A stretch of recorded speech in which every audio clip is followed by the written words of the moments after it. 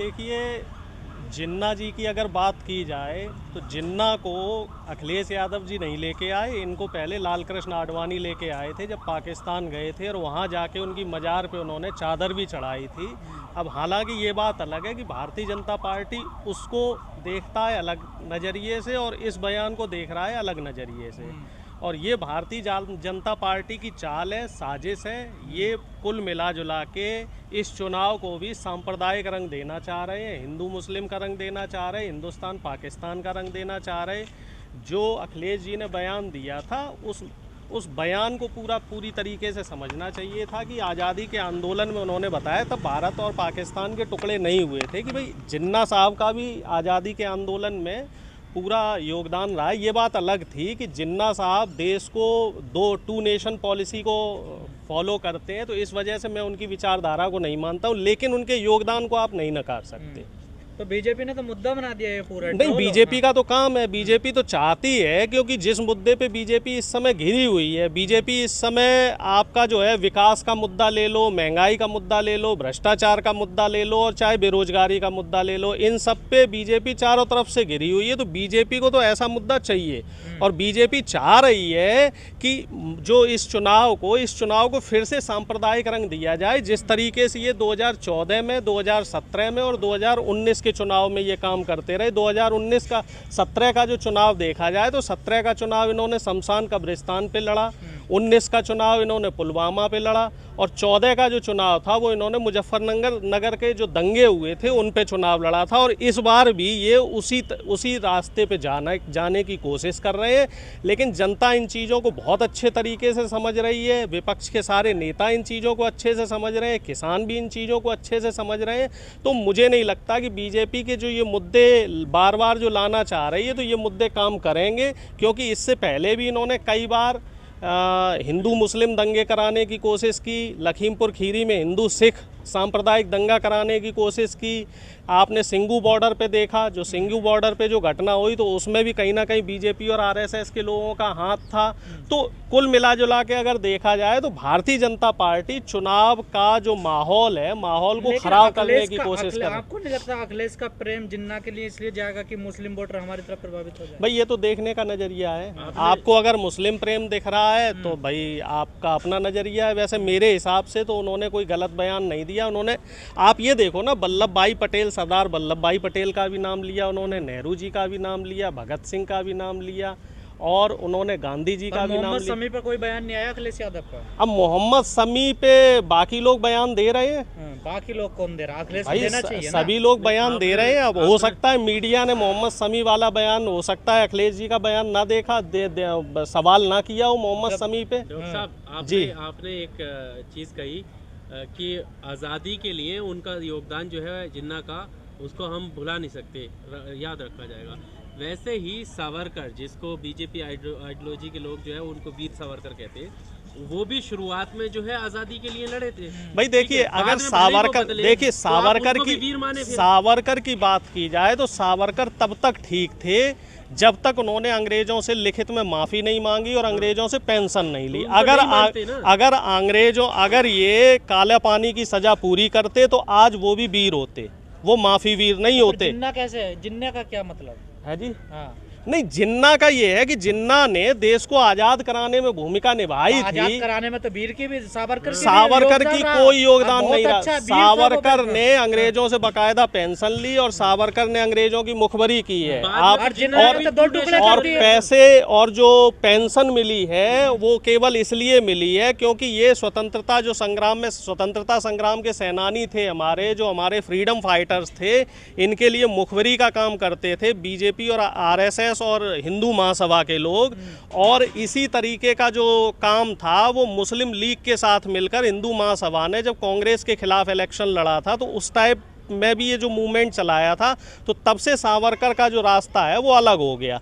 वो अपने आप को साफ तौर पे बचाते हुए नजर आए। और अगर जिन्ना की बात करें तो मैंने पहले भी आपसे कहा है कि जिन्ना ने जब से टू नेशन पॉलिसी लाई तब से वो रास्ता जो है वो भटक गए और उनको सत्ता दिखाई देने लगी, उनको देश नहीं दिखाई दिया। और जो टू नेशन हुए ना वो भी। बिल्कुल बाद में गलत हुए, लेकिन पहले उनका भी योगदान ठीक था, बाद में उनका योगदान बाद में गलत हुआ ना, पहले सावरकर तो जेल में जाते ही गलत हो गए भाई। तो जैसे ही उनको नहीं, पहले तो नहीं बुलाया जा नहीं, सकता। बिल्कुल नहीं बुलाया जा सकता, उस योगदान को कौन बुला रहा है। लेकिन उनका जो योगदान था, माफी मांगने के बाद और अंग्रेजों की पेंशन लेने के बाद उनका योगदान बुला दिया गया, क्योंकि ऐसा है ना, वो रास्ता भटक गए थे। और इसी तरीके से जिन्ना का योगदान भी बुला दिया गया।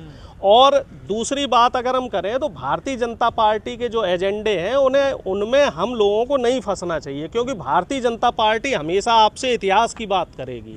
आप अगर उनसे वर्तमान और भविष्य की बात करेंगे तो वो आपको पीछे लेके जाएंगे।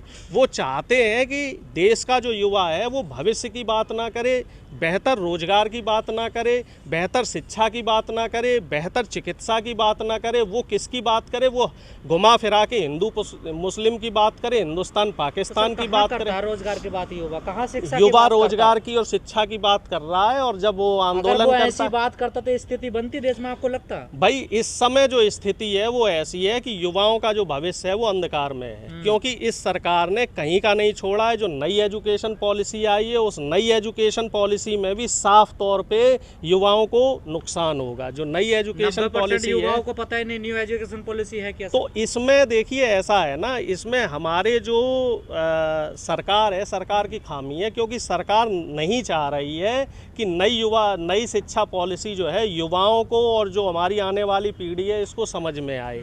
सरकार हमेशा देश की जनता को भ्रम में रखने की कोशिश करती है। ये हमेशा सरकार जो है देश की जनता को सच्चाई से विमुख करने की कोशिश करती है। सच्चाई कुछ होती है और भारतीय जनता पार्टी कुछ और दिखाना चाहती है। इस समय डीजल और पेट्रोल की कीमत किसी से नहीं छुपी हुई है। डीजल और पेट्रोल की कीमत जो है, डीजल इस समय 100 रुपये और पेट्रोल शायद 112-115 रुपये हो चुका है, लेकिन सरकार इस पे बात नहीं करती।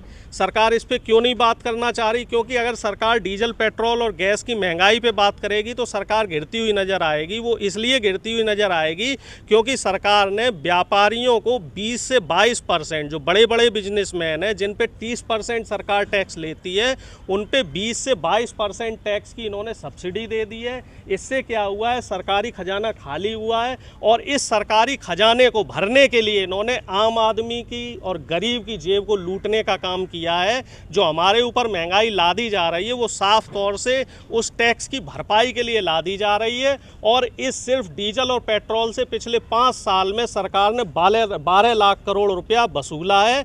12 लाख करोड़ रुपया हमारी जेब से गया है। और इसका साफ तौर पे फायदा किसे मिल रहा है? बड़े बड़े व्यापारियों को फायदा मिल रहा है, बड़े बड़े उद्योगपतियों को फायदा मिल रहा है। जब युवा इन बातों पे सवाल करेगा तो आपको ये लोग हिंदू मुस्लिम पे फंसा देंगे। तो हमें इन चीज़ों में नहीं फंसना है, हिंदू मुस्लिम में नहीं फंसना, हिंदुस्तान पाकिस्तान में नहीं फंसना। हमें सिर्फ रोजगार की, भ्रष्टाचार की और महंगाई के मुद्दे पे इस बार बीजेपी को घेरना है। और इस पे साफ तौर पे भारतीय जनता पार्टी विफल नजर आ रही है। अमित शाह का एक स्टेटमेंट आता है जी। उत्तराखंड जब वो गए, उन्होंने कहा कि जुमे की नमाज को लेकर जो है मेरा काफिला रुक जाता था पहले जब मैं आता था, और अब ऐसा नहीं है, तुष्टिकरण की राजनीति नहीं चलेगी। इसका जवाब असदुद्दीन ओवैसी ने भी कहा, उनने भी पलटवार किया कि साहब सिर्फ एक ही बात नहीं है, बाकी चीज़ें भी रोड पे क्या क्या होता है सब जानते हैं। तो अब फिर से ये इस बयान जो है इनको भाई देखिए, जैसे जैसे चुनाव आएगा वैसे वैसे हिंदू मुसलमान होगा, जुम्मे की नमाज भी होगी, शमशान कब्रिस्तान पे भी बात होगी। हिंदू मुस्लिम एकता जो बन रही है देश में, इसको तोड़ने का फिर से प्रयास किया जाएगा। लेकिन कभी भी बात आपकी कभी भी रोजगार पे बात नहीं होगी। मैं फिर आपसे कह रहा हूँ, देश में जो बदहाली का माहौल है उस पे बात नहीं होगी, हंगर इंडेक्स पे बात नहीं होगी। हंगर इंडेक्स में जो अभी हंगर इंडेक्स, नया हंगर इंडेक्स जारी हुआ है, उसमें हमारा देश 100वें से भी नीचे स्थान पे आ गया है, 104वें स्थान पे आ गया है। हाँ, जो भुखमरी देश में बढ़ रही है तो इस पे कभी बात नहीं होगी। ना तो गृह मंत्री इस पे बात करना चाहते हैं, ना प्रधानमंत्री इस पे बात करना चाह रहे हैं। जो अमित शाह जी दूरबीन लगा के चारों तरफ अपराधियों को देख रहे हैं। अमित शाह जी दूरबीन हटा के अपने बगल में देखने की कोशिश नहीं कर रहे हैं कि उनके बगल में हत्यारा बैठा हुआ है जो गृह राज्य मंत्री है, उसको नहीं देख पा रहे हैं और दूरबीन लगा के चारों तरफ देख रहे हैं कि अपराधी नहीं दिख रहे हैं। अपराधी इन्हें कहाँ से दिखेंगे, क्योंकि सारे अपराधी तो इनकी पार्टी में भरे हुए हैं। एक सर्वे ये बता रहा था कि 2014 में भारतीय जनता पार्टी में 32% नेता और मिनिस्टर जो थे इन पे क्रिमिनल केस लगे हुए थे, और 2019 के बाद यही आंकड़ा बढ़ के 42% हो गया है। और साफ तौर पे भारतीय जनता पार्टी जो क्रिमिनल्स हैं और जो दुराचारी लोग हैं इनको बढ़ावा देती हुई नजर आ रही है। ये तो सर हर पार्टी करती है। हर पार्टी में नहीं है, कांग्रेस की भी शासन आपने देखा था, 2G घोटाला हुआ, उसमें कनिमोजी और ए राजा जेल गया, कलमाड़ी कॉमनवेल्थ में जेल गया। भारतीय जनता पार्टी के पिछले 7 साल की सरकार में बता दीजिए किसी भी घोटाले की इन्होंने निष्पक्ष जांच कराने की कोशिश की हो या किसी भी नेता मिनिस्टर को इन्होंने जाल में दंगों के जिन्हें कितने नेता आरोपी हैं देख लो, आपको सब जानते हैं। भाई देखिए ऐसा है, ऐसी जो इस समय जो मौजूदा सरकार है ऐसी दुराचारी सरकार कभी नहीं रही कि जो निष्पक्ष जांच कराने को तैयार ना रही हो। बहुत पीछे मत जाइए। अब लखीमपुर घटना पे बात कर लीजिए, क्या गृह राज्य मंत्री का इस्तीफा हुआ? और जब तक गृह राज्य मंत्री का इस्तीफा नहीं होगा वो न्यायिक जांच में बाधा डालेगा। तो ये चीज सबको पता है। आप जिस तरीके से प्रमुखता से शुरुआत में खड़े हुए कि नहीं साहब यही हमारी मांगे, उनके साथ हम लोगों ने सरकार को 26 नवंबर तक का समय दिया है। अगर 26 नवंबर तक सरकार कोई रास्ता नहीं निकालती है तो हमारी जो संयुक्त किसान मोर्चा की नहीं, ज़्यादा लंबा टाइम नहीं है, और अगर 26 नवंबर तक कोई रास्ता नहीं निकाला जाएगा तो हमारा जो संयुक्त किसान मोर्चा के जो नेता लोग हैं ये लोग बैठक करके फिर आगे 27 नवंबर को हो सकता है हम लोग दिल्ली का घेराव करें। अभी आप देखिए सुप्रीम कोर्ट ने फटकार लगाई तो उसके बाद इनको रास्ते खाली करने पड़े, और ये साफ तौर पे ये कहते करने पड़े। ये तो साफ तौर पे हम लोगों ने रास्ते कहाँ घेर रखे थे? हम तो एक तरफ बैठे हुए हैं। नहीं, रास्ते हमारी तरफ से नहीं गिरे थे। यही तो मीडिया, आप मीडिया वाले यही तो गलत नरेशन तैयार करते हो।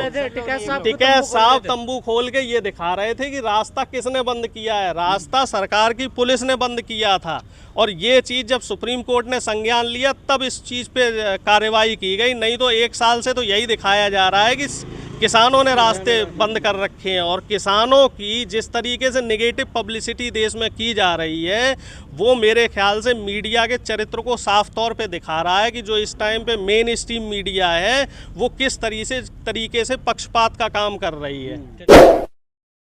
Subscribe now and press the bell icon. Never miss an update.